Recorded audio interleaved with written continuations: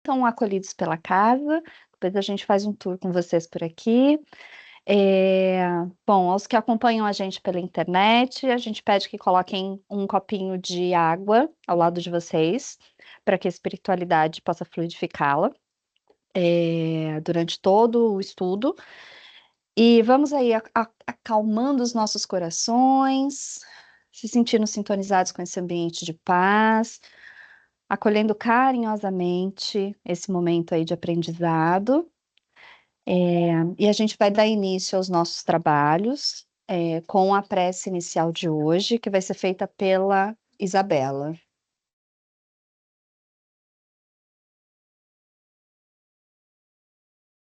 Bom dia. Vamos nos conectar com a espiritualidade nesse momento, com o nosso pensamento em Jesus.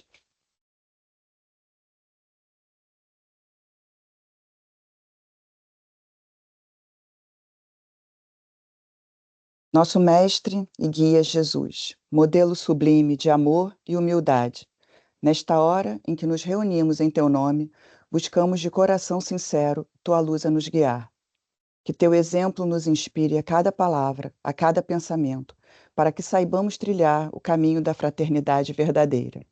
Afasta de nossos corações toda vaidade que nos afasta da simplicidade do teu evangelho. Livra-nos, Senhor, das armadilhas do orgulho que tantas vezes nos cega e nos distancia uns dos outros. Que entre nós haja somente a cooperação fraterna. Desculpa. E esclarece-nos nossas ideias e fortalece nossas intenções.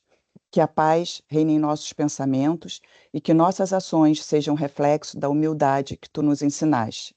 Somos gratos por tua presença amorosa, seguindo adiante, confiando em teu amparo, hoje e sempre. Que assim seja.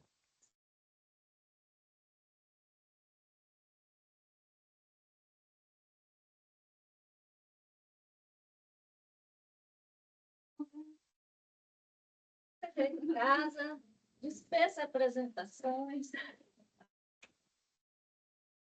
Bom dia. Bom dia. Todo mundo tão sério. Opa! Então, hoje a gente vai falar dessa personalidade, que é o médico dos pobres, né? Doutor Bezerra de Menezes. Alguém aqui nunca ouviu falar de Bezerra de Menezes? Ou todo mundo já ouviu alguma coisa? Já viu o filme? Nunca ouviu falar? É uma personalidade bem interessante. E aí a gente vai fazer algumas reflexões sobre ele, né? Obra e vida, e por que que isso é importante. Por que que é importante estudar isso, né, numa casa espírita? Olha, o negócio está sofisticado. Então, a pergunta é, por que estudar uma personalidade na casa espírita, né? Por que que é importante a gente, às vezes, estudar uma pessoa, né, que já desencarnou ou que até está encarnada, dentro de uma proposta de reunião pública? E vamos lembrar, né?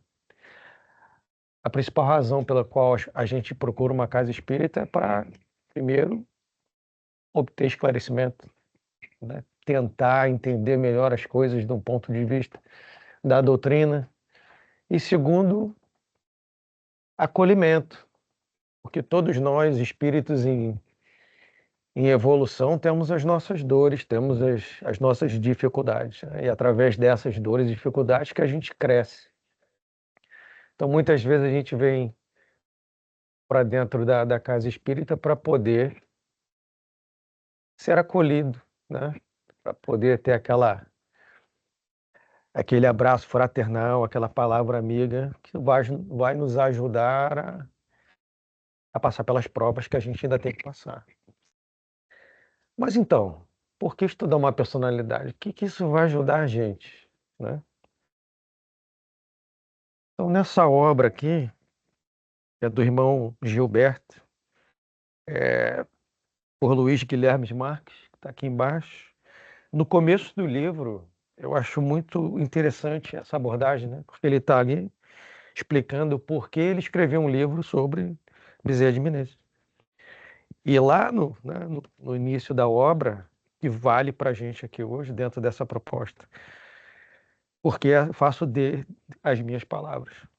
Não temos a finalidade de endeusar a figura humana do grande missionário e pioneiro da doutrina espírita no solo brasileiro, que exerceu sua missão com dedicação ímpar, mas sim como quem se vê no dever de colocar a candeia sobre o alqueire, para que as magistrais lições deixadas pelo médico dos pobres sirva de inspiração para todos nós. Então, que ele sirva de exemplo, que a vida dele, né, nos sirva de exemplo. E a gente vai tentar voltar um pouco na história, dentro, claro, de um contexto, para entender quem é, por que nasceu no Brasil, o que fez, o que continua fazendo, né? E como é que ele pode nos ajudar ainda hoje. E aí, spoiler alert, no final, ele vai dar a palavra, ele vai falar com vocês. O próprio doutor Bezerra de Menezes. Mas não vai ser incorporado não, viu? Vai muita calma nessa hora, mas a gente vai ver no YouTube. Exatamente. Então, a gente vai começar a nossa discussão dentro de uma proposta. Porque a gente aqui não vai defender verdades absolutas ou teorias ou fazer o que eu chamo de, né, fofoca espírita. A gente, como humano, a gente fica sempre curioso, né? Quem foi, encarnação de quem, isso pouco importa. Mas dentro dessa proposta hoje do estudo, tem a sua aplicação. Até para a gente poder entender dentro dessa hipótese como foi o caminhar dessa figura, né? Desse espírito. Então, dentro dessa obra, chamado o 13º Apóstolo, nos é apresentado ali algumas reencarnações do Dr. Bezerra de Menezes. E uma que eu gosto, né, que mostra a evolução, uma das suas primeiras que nos dá a saber, que é do Zaqueu. A gente vai ver, Zaqueu é um personagem que aparece no Evangelho de Lucas. E a gente vai entender um pouco quem era Zaqueu, a personalidade e como essa pessoa foi tocada pelo mestre e como aquele encontro mudou a vida daquele espírito. Então ele diz na obra, essa obra procura retratar as reencarnações de Bezerra de Menezes, como Zaqueu, a gente vai olhar mais a fundo, Matias, que é considerado um dos discípulos do Cristo, Quinto Varro, que a gente vê na série romântica de Emmanuel, é um dos personagens que convive com Emmanuel, Quinto Celso, Parmênio e por aí vai. Então ele vai falar que o livro também aborda a vida de Adolfo Bezerra de Menezes, considerando os mais importantes vultos do espiritismo no Brasil. Muito importante, porque a gente vai entender um pouco da linha do tempo, da época que Dr. Bezerra de Menezes encarnou no Brasil, qual era o contexto histórico, qual era o nível de maturidade do espiritismo naquela época e a importância desse espírito naquele momento. A gente vai começar a entender algumas coisas. E a gente vai entender um pouco quem foi a pessoa humana. A gente vai ver que a gente já sabe que foi médico, mas além de médico, ele foi muitas outras coisas. Como esses espíritos de autoescola, não só a parte moral muito desenvolvida, mas a parte intelectual. Ele era extremamente inteligente. Então, vamos voltar um pouquinho na história dentro dessa hipótese, vamos entender um pouquinho, vamos acreditar que o doutor Bezerra de Menezes foi Zaqueu. Então, vamos entender quem foi Zaqueu, né, para a gente começar a nossa caminhada. Então, tá lá em Lucas. Zaqueu, o cobrador de impostos, né, era chamado de publicanos. E você sabe quem eram os publicanos? Vou tirar meus óculos aqui. Os publicanos eram judeus que cobravam impostos de judeus para repassar para os romanos.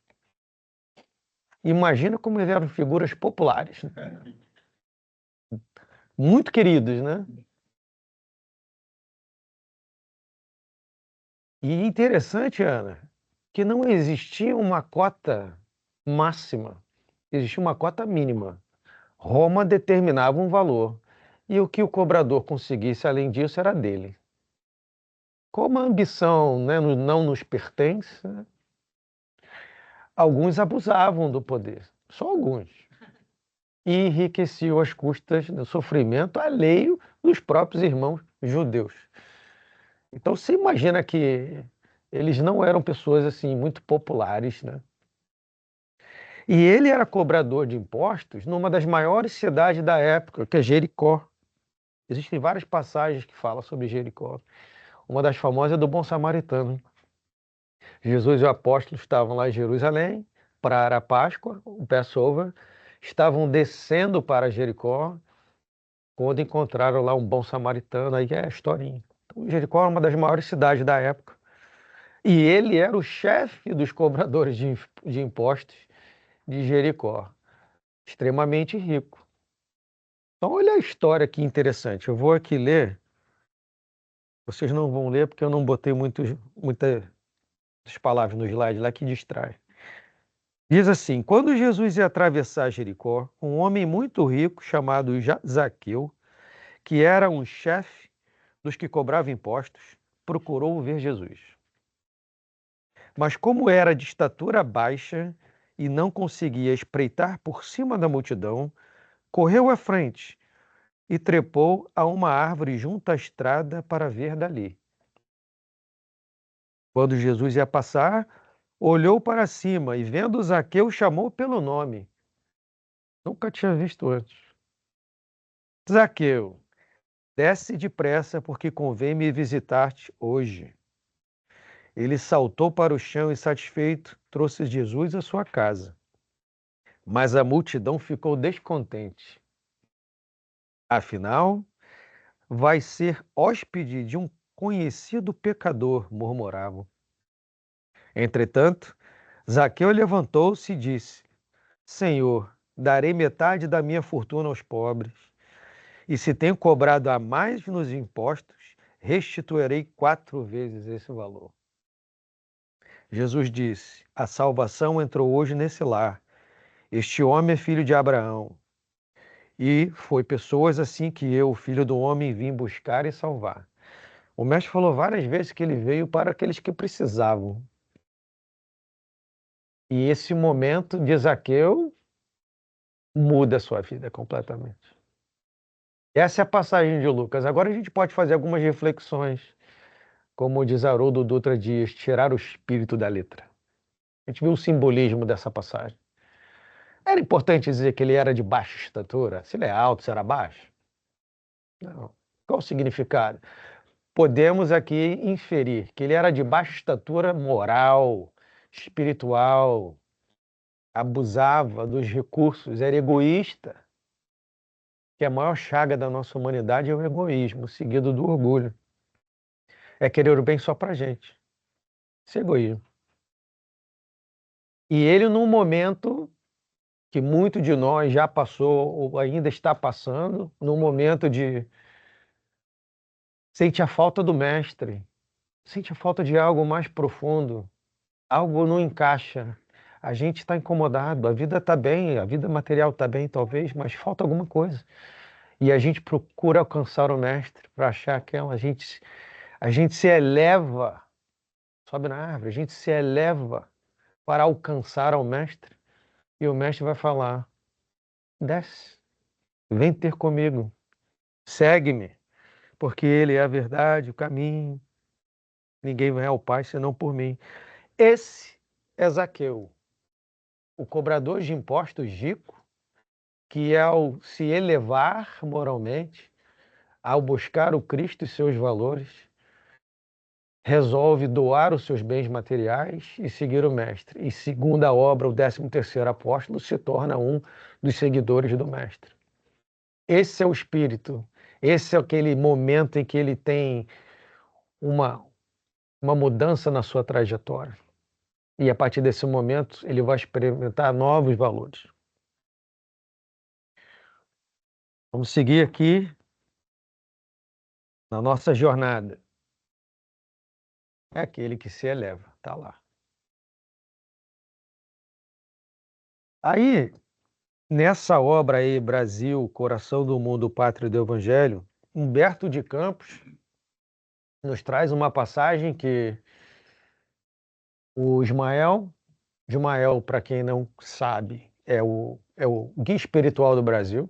Cada país tem um espírito que é responsável, e Ismael é o espírito responsável pelo desenvolvimento espiritual do Brasil. Na espiritualidade, Ismael convoca o discípulo que se tornará Bezerra de Menezes. E nessa conversa ele fala: descerás as lutas terrestres com o objetivo de concentrar as nossas energias no país do Cruzeiro, dirigindo-as para o alvo sagrado dos nossos esforços. Arregimentarás todos os elementos dispersos com as dedicações do teu espírito, a fim de que possamos criar o nosso núcleo de atividades espirituais dentro dos elevados propósitos de reforma e regeneração. Não precisamos encarecer aos teus olhos a delicadeza dessa missão, mas com a plena observância do Código de Jesus e com a nossa assistência espiritual, pulverizarás todos os obstáculos, à força da perseverança e da humildade, consolidando os primórdios de nossa obra, que é a de Jesus, no seio da pátria do seu Evangelho. O discípulo escolhido nada pudera responder, e com o coração palpitante de doces e esperançosas emoções, mas as lágrimas de reconhecimento lhe caíam copiosamente dos olhos. Sob aquela bênção maravilhosa, a grande assembleia de operários do bem se dissolveu. Bom dia, Lu.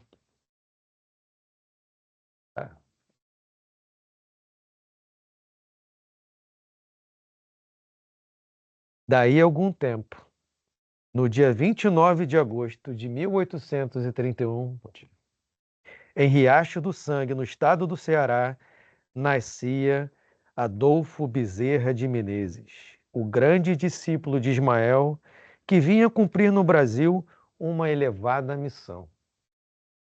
De Zaqueu, o publicano que cobrava impostos 4 vezes mais dos seus irmãos, que se elevou para ver o Cristo.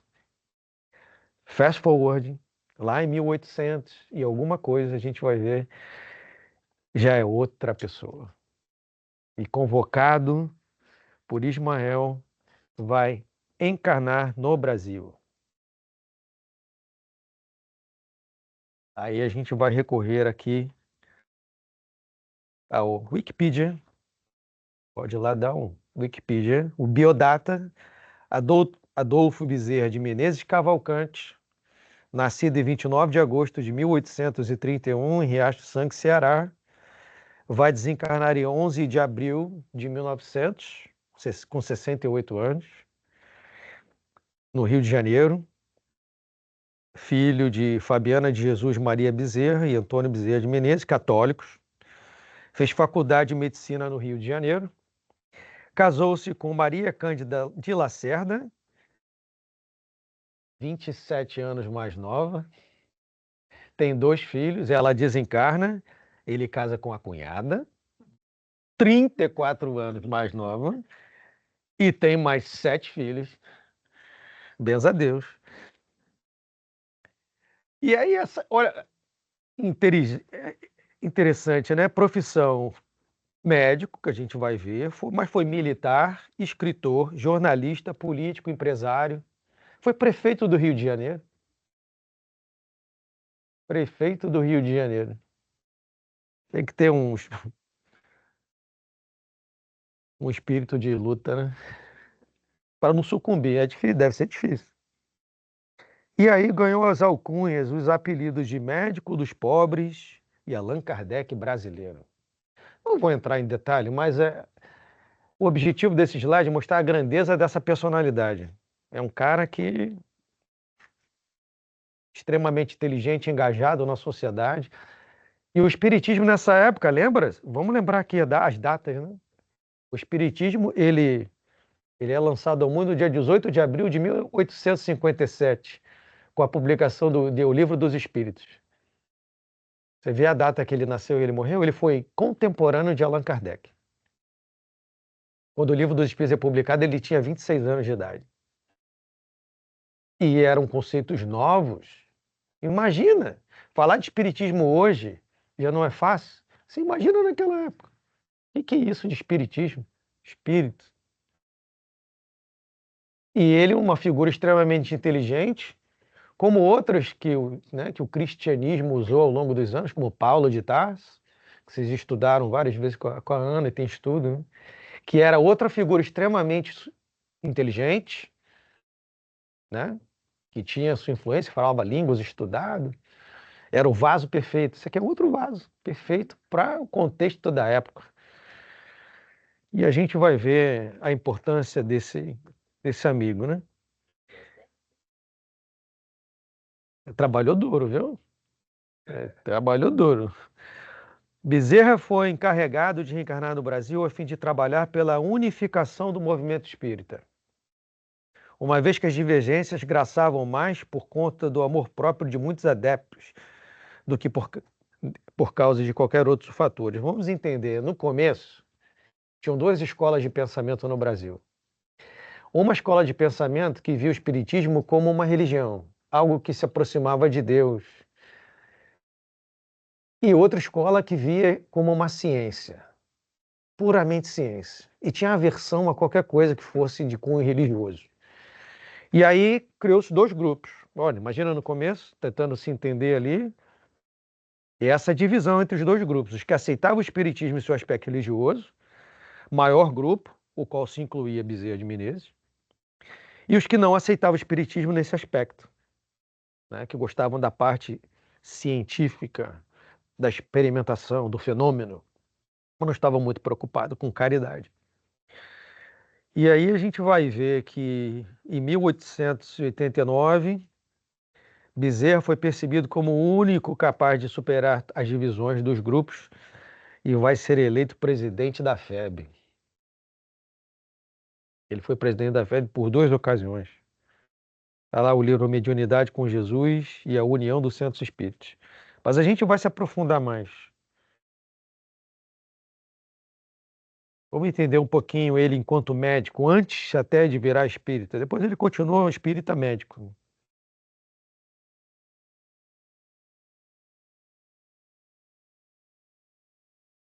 Eu vou tirar aqui os efeitos para a gente poder falar, né? Ele, o apóstolo da medicina, antes até de se converter para o espiritismo. Palavras do próprio Bezerra de Menezes sobre a sua profissão. Olha o que ele acreditava que o médico devia ser. Um médico não tem o direito de terminar uma refeição, nem de escolher a hora, nem de perguntar se é longe ou perto, quando um aflito lhe bate à porta. O que não acode por estar com visitas, por ter trabalhado muito e achar-se fatigado, por ser alta hora da noite, mau caminho ou tempo, ficar longe ou no morro. O que, sobretudo, pede um carro a quem não tem como pagar a receita. Esse não é médico, é comerciante de medicina. Esse é o homem, o médico, nem espírito era. Aí a gente vai ver que ele ganha um livro dos espíritos de presente. E essa foto aqui é da Rua da Constituição, número 45, no Rio de Janeiro. É um sobradinho. Ele atuava lá e tinha uma farmácia embaixo. E ele cansou de pagar receita para os seus clientes. Ele só cobrava de quem podia pagar. A pessoa não podia pagar, ele não cobrava.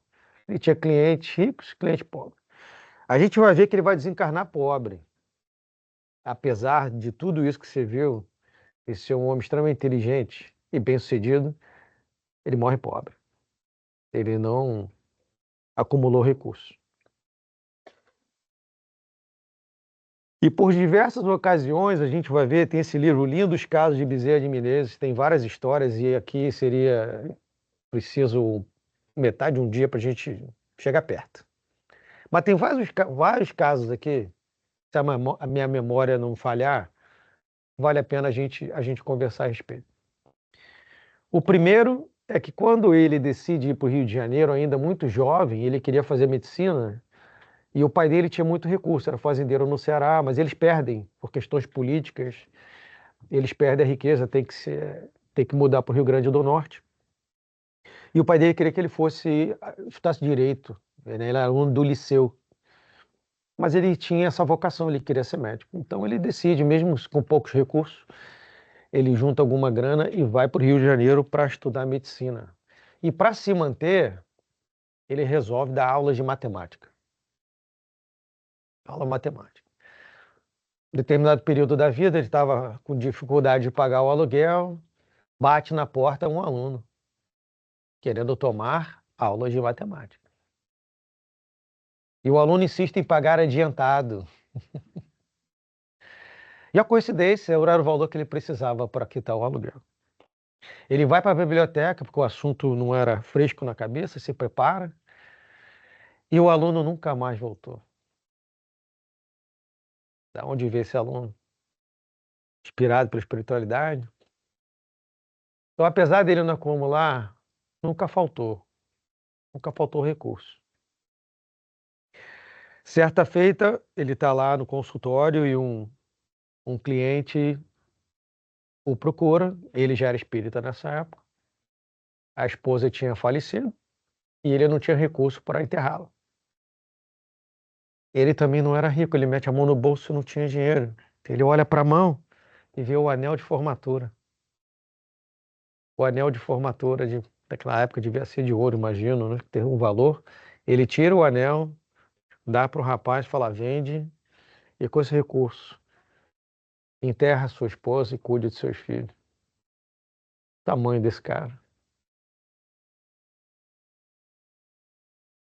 Andando um pouco mais para frente, ele já trabalhando na FEB, nas reuniões, fazia as reuniões de estudo todas as terças-feiras. Diz o livro que ele faz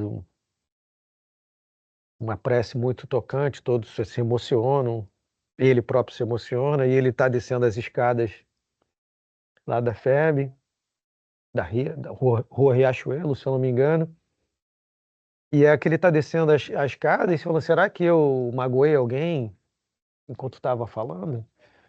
Será que eu fui cuidadoso? Nesse exercício mental de será que a mensagem foi boa? E aí ele é interpelado por outro senhor, doente, descabelado,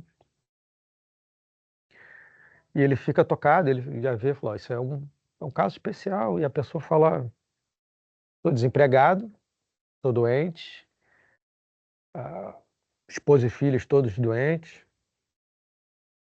e aí ele faz uma oração a interna, pede a Maria, ele muito contato com Maria, Celina, não tinha mais o anel, já tinha dado, não tinha mais recurso, e como é que eu vou ajudar? Mãe Santíssima, deu uma luz, como é que eu vou ajudar? Vem uma inspiração, e ele pergunta para o rapaz, você acredita em Maria? Você acredita na mãe do Cristo? Sim, acredito. Então vou te dar um abraço em nome de Maria. E ele dá um abraço no rapaz doente e fala, vai para casa e abraça sua esposa e seus filhos. O rapaz vai embora. Acolhido, mas vai embora, sem recurso, mas vai embora. E ele vai para casa com aquilo na cabeça. Puxa, podia ter feito mais? Podia ter feito mais por essa pessoa, por essa família? O tempo passa, outros problemas acontecem, porque você imagina um espírito desse e nunca para de trabalhar, materialmente ou não. Na terça-feira seguinte, ele está lá no grupo de estudo da FEB e ele está descendo as mesmas escadas. E aí quem vem ao seu encontro? O rapaz, restabelecido, com saúde. E aí ele lembra do rapaz, ele falou assim, eu vim aqui agradecer, porque eu fiz o que o senhor mandou. Eu fui para casa, eu abracei minha esposa, eu abracei meus filhos doentes. E naquela noite, todos dormiram muito bem, a fome passou, a febre passou. E no dia seguinte, algo que me inspirou a procurar um endereço, e eu fui no endereço e bati na porta.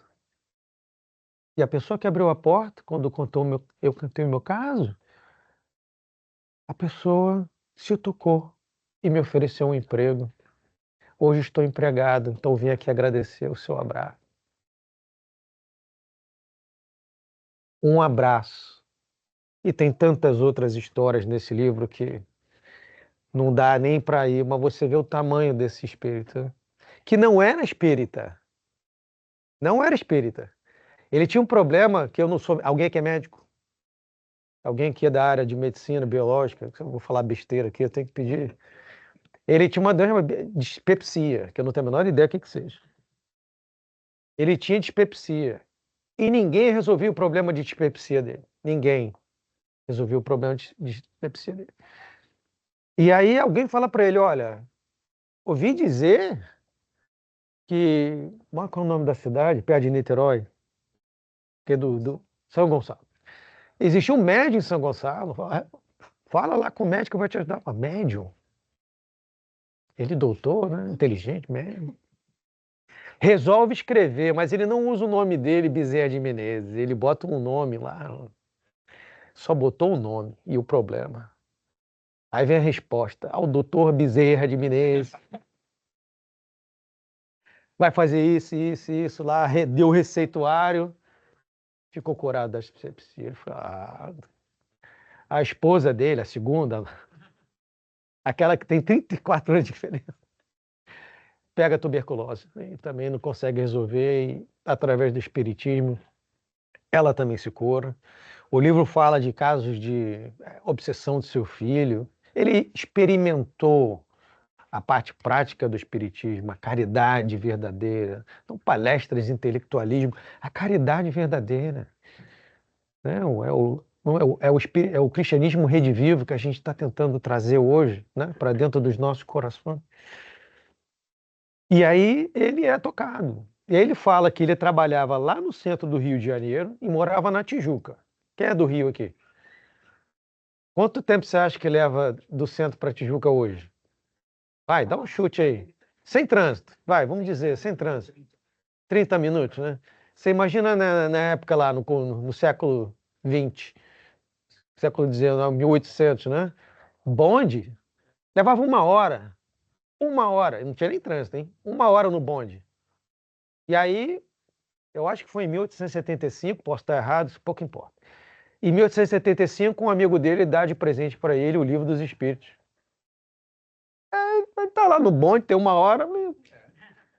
Diz ele que começou a ler e, de alguma sorte, já conhecia a obra, sem nunca ter visto. E já conhecia a obra. E fica encantado. Lembra? Extremamente inteligente, mas a obra é racional. Se achou. E a partir desse momento aí se converteu ao espiritismo. Eu não tenho a menor ideia. Ele já não era jovem. Ele já não era jovem. A gente vai fazer a matemática depois, hein? Essa pergunta é difícil. Ele já era maduro, né? Aqui, ó. Aqui as datas vão ajudar a gente agora. Vamos lá. Sede do Grupo Confúcio, Fraternidade, virou a primeira sede da FEB, lá no Rio de Janeiro. Primeiros contatos através de curas da esposa, tuberculose da própria, já falamos isso. Recebe uma cópia do Livro dos Espíritos traduzido para o português em 1875 e torna-se espírita. Mas só revela publicamente 10 anos depois, em agosto de 1886, perante um auditório de cerca de 2.000 pessoas. Para quem já viu o filme, é a última cena do filme. Eles fazem lá um movimento artístico, né, que ele está falando e o auditório está vazio. Que é o simbolismo de ninguém estava ouvindo. Tinham 2.000 pessoas numa época que no começo do século ser espírita era crime. Crime. Imagina isso, ser espírita era crime. E essa figura assume publicamente, para quem quisesse ouvir, que era espírita. E levanta a bandeira para combater os preconceitos. Entre 86 e 93, publicou diversos artigos espíritas num dos maiores jornais da época, sob o pseudônimo de Max. Em 1894, assume a presidência da FEB com o intuito de unificar o movimento espírita, lembra? Dos intelectuais e dos religiosos. E o mandato dele não é muito longo. Você vê, entre 95 e 1900, onde se desencarne, vive sua missão evangélica. Eu diria que ele já era espírita muito antes disso. Ele só não dava um nome. Né? Lembra do bom espírita? O bom espírita, reconhece-se o bom espírita pela sua transformação moral e pelos esforços que emprega, dominando as suas más inclinações. Há um exemplo vivo. Hein? Isso era o bom espírita antes mesmo de relembrar o livro dos espíritos. Aí esse homem vive, trabalha, vai melhorar. Quando ele morre, quando ele desencarna, lembra, ele não tinha recurso. E aí a sociedade da época faz uma vaquinha, a gíria do Rio de Janeiro, né? Todo mundo se cotiza para fazer um fundraising, né? E aí manda uma carroça com recurso para sua família. Sua família nunca passou necessidade. Apesar dele não ser rico, nunca faltou. E aí ele desencarna. O que vocês acham que aconteceu com ele quando ele desencarnou? Bezerra é recebido na espiritualidade por uma multidão de corações agradecidos. Aí existe um diálogo, aqui ó, matéria extraída do jornal Espírita Mineiro e Correio Fraterno do ABC. E tem esse diálogo entre ele e um amigo que eu não lembro o nome aqui. E aí esse amigo pergunta para ele, um dia eu perguntei ao doutor Bezerra, saúde, ao doutor Bezerra de Menezes, qual foi a sua maior felicidade quando chegou ao plano espiritual? Ele respondeu, a minha maior felicidade, meu filho, foi quando Celina, a mensageira da Maria Santíssima, se aproximou do leito em que eu estava, ainda dormindo, tocou-me e falou suavemente, Bezerra, acorda. Bezerra, abri os olhos e vi a bela radiosa. Minha filha, é você, Celina? Sim, sou eu, meu amigo. A mãe de Jesus pediu-me que viesse e lhe dissesse que você já se encontra na vida maior, havendo atravessado a porta da imortalidade. Agora, Bezerra, desperte feliz. Chegaram os meus familiares, os companheiros queridos das hostes espíritas que me vinham saudar. Mas eu ouvi um murmúrio que me parecia vir de fora. Então Celina me disse, venha ver, Bezerra. Que barulho é esse que vem lá de fora? Vai lá ver. Ajudando-me a erguer do leito, amparou-me até uma sacada e vi, meu filho, uma multidão que me acenava, com ternura e lágrima nos olhos. Quem são, Celina? Perguntei-lhe. Não conheço ninguém. Quem são essas pessoas? São aqueles espíritos atormentados que chegavam às sessões mediúnicas e a sua palavra caía sobre eles como um bálsamo numa ferida em chaga viva. São os esquecidos da terra, os destroçados do mundo, a quem você estimulou e guiou. São eles que o vêm saudar no pórtico da eternidade. E o doutor Bezerra de Menezes concluiu: a felicidade sem limites existe, meu filho, como decorrência do bem que fazemos, das lágrimas que enxugamos, das palavras que semeamos no caminho, para atapetar a senda que um dia percorremos. Fazer o bem faz bem. O médium Está publicado O Médium em julho de 98. E aí ele continua trabalhando no livro também, nos é dado a saber que ele recebe um convite. Ele trabalhou tanto na espiritualidade que ele já tinha alcançado os méritos para mudar para um orbe superior. Olá. Em 1950, 50 anos depois do seu desencarne, há uma celebração na espiritualidade. Presente cerca de 5.000 almas entre encarnados em desdobramento e desencarnados. Uma luz magnífica surgiu das alturas. Corporou-se Celina, a mensageira de Maria Santíssima. Adolfo Bezerra de Menezes Cavalcante. Ó, quando mulher chama pelo nome inteiro. Pelos seus serviços foi-te concedido que poderás encarnar em qualquer sistema de alguma galáxia próxima à Terra. Você escolhe qualquer sistema. Doutor Bezerra, sem poder conter naturalmente a emoção, também falou: eu não mereço. Se algum crédito tenho, suplico a Maria Santíssima continuar nas terras verdes e amarelas do Brasil. Desejaria ali ficar enquanto houvesse uma pessoa chorando, um gemido dos meus irmãos brasileiros. Quantos aqui fariam o que ele fez? Olha, você vai sair da Terra, né? Que a gente é desse jeitinho que a gente está. Você pode escolher qualquer lugar. Você quer ir para Marte, para Júpiter? Você pode ir. Aí você fala assim: eu não vou. Eu não vou, não, porque aqui na Terra tem muita gente precisando.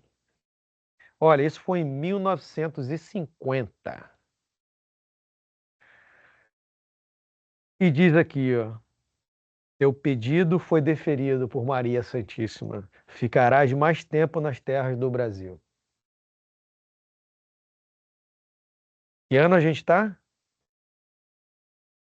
2025. Você acha que ele ainda está por aqui? Voluntariamente?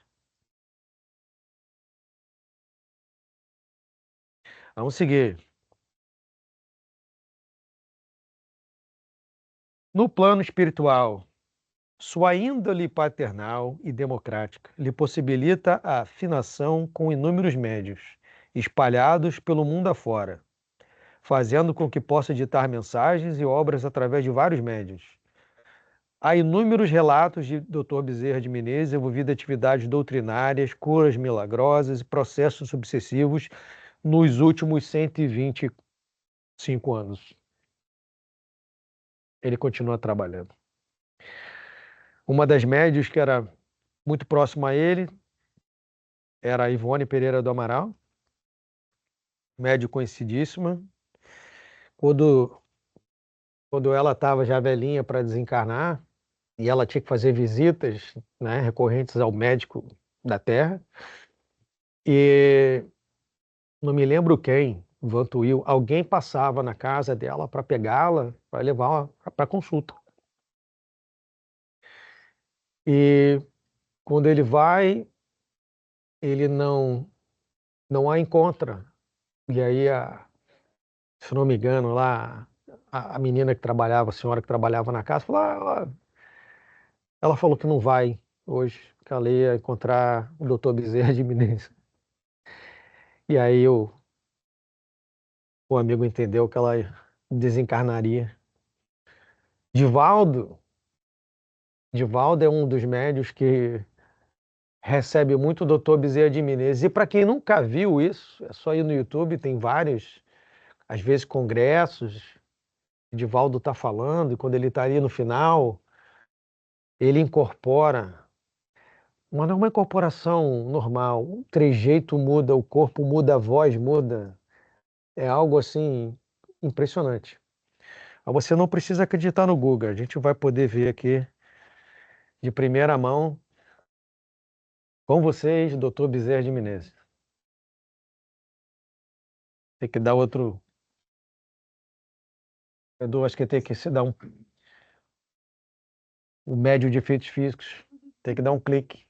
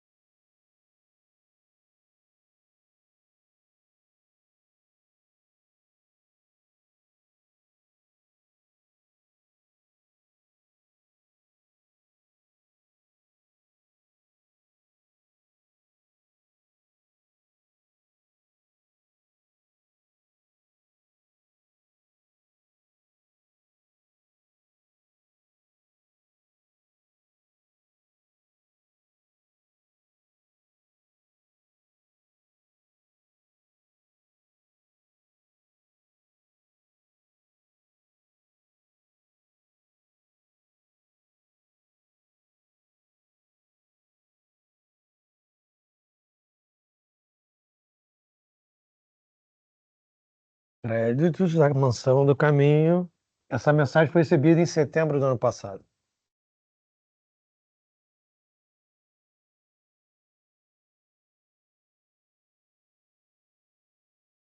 Acender a luz? Temos perguntas, comentários?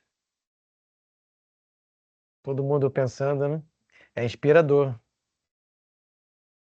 Você vê como é que a voz do Divaldo muda? No começo do vídeo é o Divaldo, consciente. Aí começa a mudar a voz, começa a mudar a postura. É impressionante, né? 126 anos depois do desencarne. Esse espírito que conquistou o direito de trabalhar em orbes mais felizes. Optou por continuar aqui conosco. Que isso nos inspire e possamos buscar dentro de nós as nossas melhores versões. Que possamos sair daqui reenergizados, na certeza de que Jesus não deixa ninguém para trás. Tudo passa. Tudo passa. Seja qual for a dor que você sente hoje, encarnados e desencarnados, presentes nessa casa, tenham a certeza de que o Mestre não nos abandona. E que todo mundo saia daqui e faça o dever de casa. Vamos procurar no YouTube quem foi Bezerra de Menezes, porque tem muita coisa boa.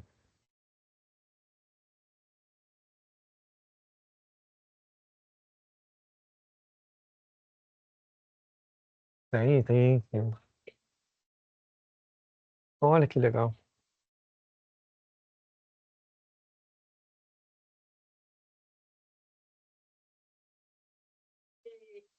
Pede lá que recebia ele, que ele dava mensagem pra gente. Nossa, que privilégio, hein?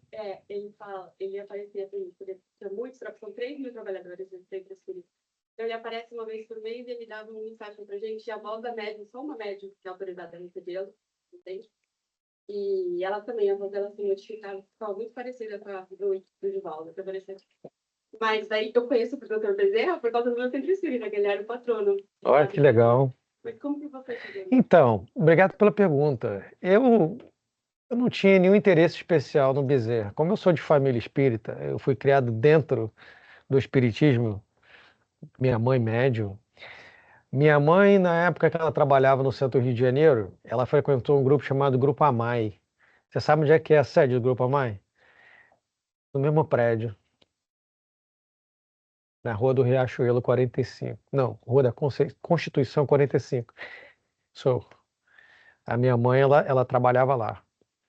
Não sei, isso é só um data point, né?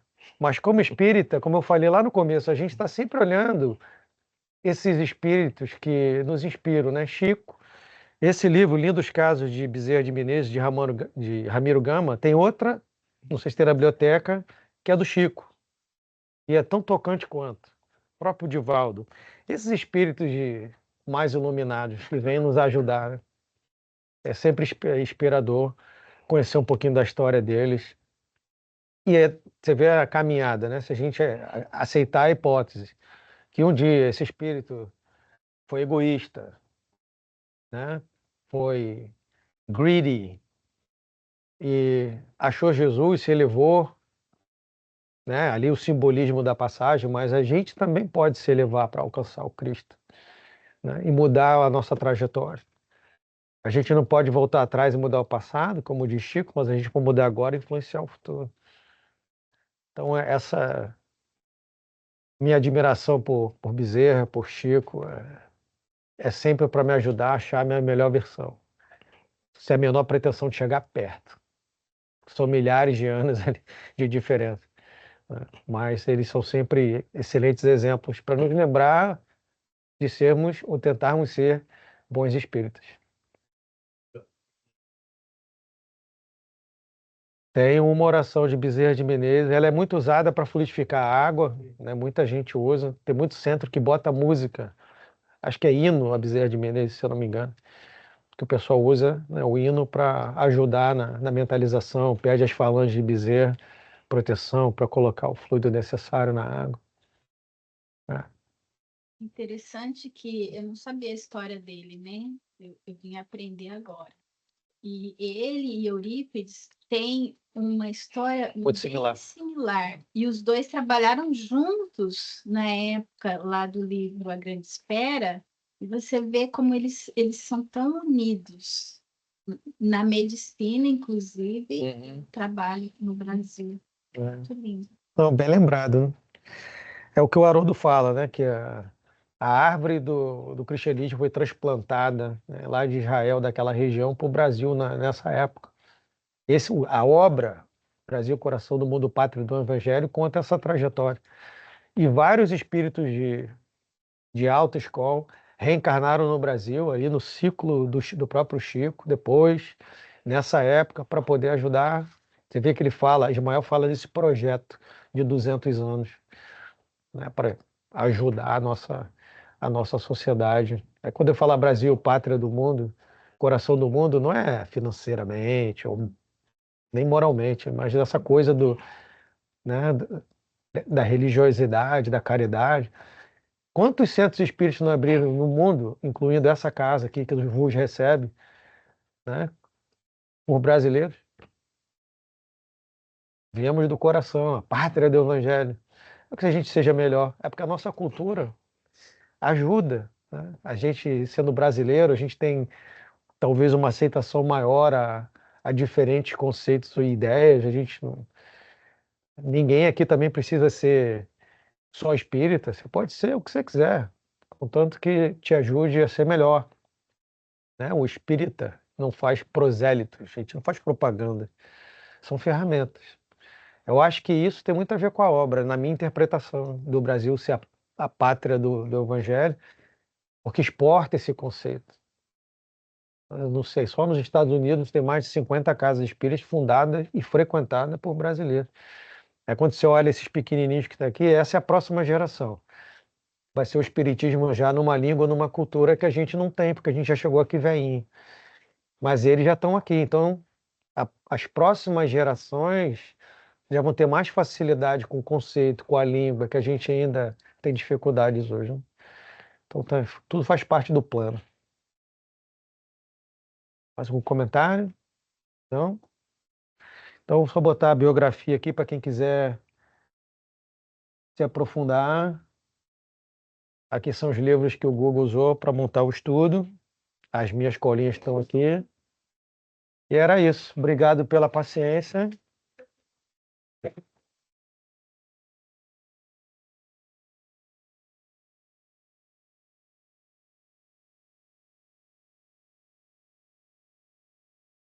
Cadê o script? Obrigado, Guga.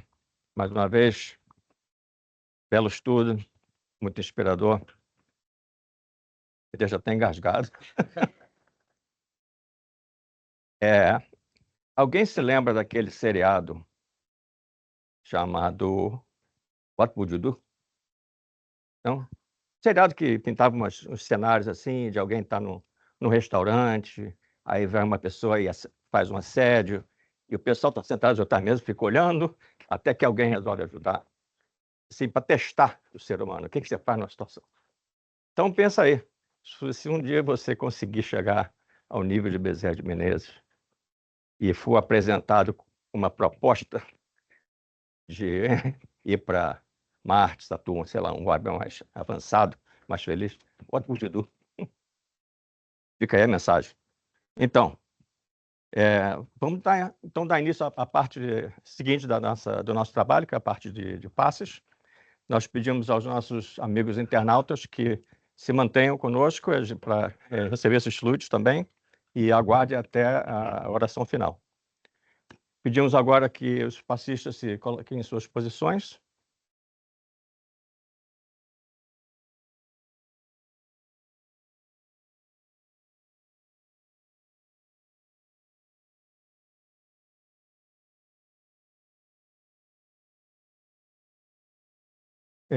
Pedimos a todos que permaneçam em harmonia, sentando confortavelmente. permanecendo com nossos pensamentos elevados, pensando em nosso Mestre Jesus. Que assim seja com a graça de Deus.